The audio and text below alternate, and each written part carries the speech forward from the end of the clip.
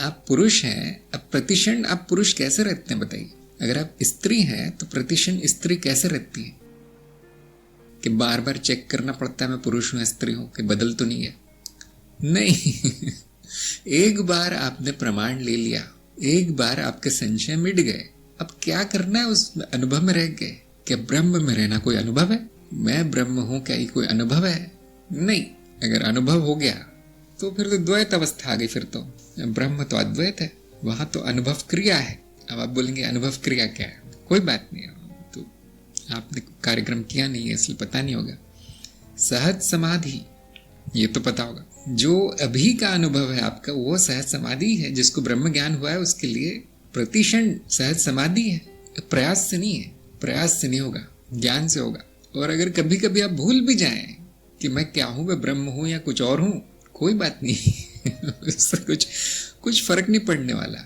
जैसे आप कभी कभी भूल भी जाएंगे मैं पुरुष हूं या नहीं हूं, हाँ हमेशा तो याद नहीं रखते सब बातें, किसी काम की नहीं। इसी तरह से कोई बात नहीं। अगर आपको याद नहीं रहा है कुछ मिनटों के लिए, कुछ घंटों के लिए या कुछ दिनों के लिए भी, उससे कौन सा पहाड़ टूट जाएगा, कौन सा आसमान गिर जाएगा।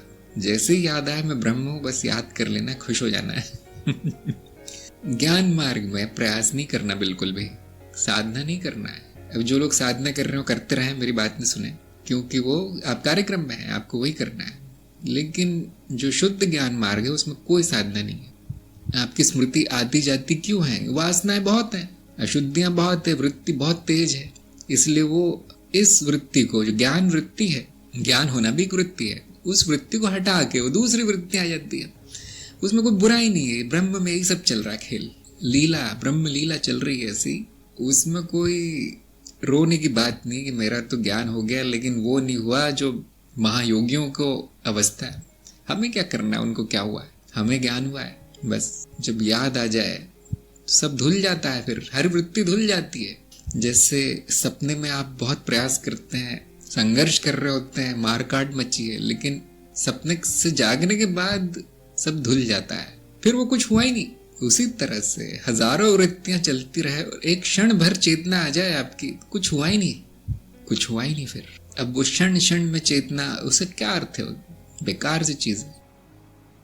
जो प्राकृतिक है वो सबसे अच्छा है। और क्या ऐसा नहीं होगा कि मेरी अखंड चेतना कभी नहीं होगी?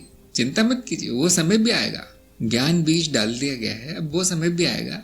वो प्रयास से नहीं आएगा, इतना मैं बता देता हूँ। कृपा, ये जो विकास होता है इस तरह का, कृपा से होता है। जैसे आप बीज डाल देते हैं धरती में, मिट्टी में, अब उसको रोज खोद खोद के नहीं देखना है उग रहा है नहीं। जब उग रहा है तो उसको खींचना नहीं पकड़ पकड़ के, जल्दी क्यों नहीं उग रहा, बस बीच बीच में पानी डालते रहना है। ये पानी का डालना स्मरण कहलाता है, साक्षी भाव। जब आ जाए उसके अमृत में भीग जाना है, बस उस शहद में साक्षी भाव के, क्योंकि लाने वाला तो है नहीं। अगर आप लाने का प्रयास कर रहे हैं साक्षी, तो पहले से ही साक्षी भाव है, फिर तो पहले से स्मरण आ गया आपको। तो इस तरह से प्राकृतिक रूप से चेतना बनती रहे तो बहुत अच्छा है। और बहुत लोगों की नहीं बन रही है, वो तो प्रयास भी करते हैं। तो उनसे मेरी प्रार्थना है कि अपनी इच्छाएं पूरी कर लें थोड़ा क्या है जो आपको उस विशेष अवस्था से हटा देता है बार बार? चित्तवृत्ति है। चित्तवृत्ति क्यों इतनी शक्तिशाली है? वासनाएं बहुत है, ज्ञान तो हो गया, अब ये शांति कब आएगी? बहुत लोग बोलते हैं शांति कब आएगी, शांति तो छुट्टी पे। तो वो जब आपकी इच्छाएं धीरे धीरे पूर्ण होंगी, अपने आप आएगी। अगर आपको जल्दी है तो फिर तंत्र मार्ग में जाके इच्छा पूरी कर लीजिए सारी, सभी इच्छाएं पूरी हो जाती है, सभी इच्छाएं पूरी होंगी अगर आप रुकने को तैयार है तो। बहुत लोग नहीं मैं रुकने को तैयार नहीं। तो अनंत काल तक करने क्या वाले हैं बता दीजिए, प्लान क्या आपका?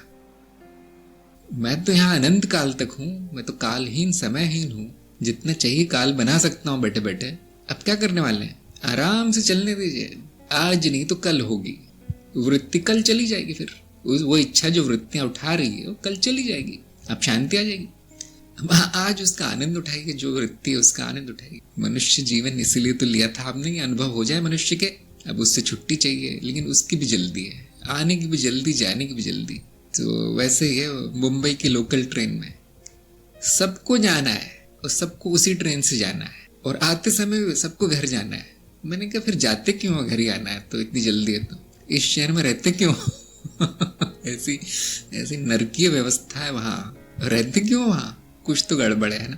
तो ऐसे ही आपको मनुष्य रूप में सारी वृत्तियां लेने की जल्दी थी, हाँ ठीक है, अब वहां से छुट्टी की भी जल्दी, अब कैसे होगा? एक चीज का तो आनंद उठा लो अच्छे से, मनुष्य जीवन का ही उठा लो अच्छे, वासना पूर्ति का ही आनंद उठा लो। और ज्ञान हुआ है वो कहीं जाएगा नहीं, उसकी चिंता नहीं, मैंने तो गुरु को भी छोड़ दिया, कोई बात नहीं, गुरु ने नहीं छोड़ा आपको, वो ढूंढ लेगा आपको, जिस दिन आपको जरूरत पड़ेगी वो गुरु सामने मिलेगा। प्रतिक्षण इस अनुभव में रहने की जगह जो बची हुई अशुद्धियां उनको दूर करना है, बाकी जो सहज समाधि की अवस्था, शांति आनंद की अवस्था अपने आप गहरी होती जाएगी। वैसे मैं समझाता नहीं हूँ, मैं खेल देखने में मजा आता है मुझे, कौन चेतना के पीछे भाग रहा है वरमाला लेके, ऐसे नहीं आती वो।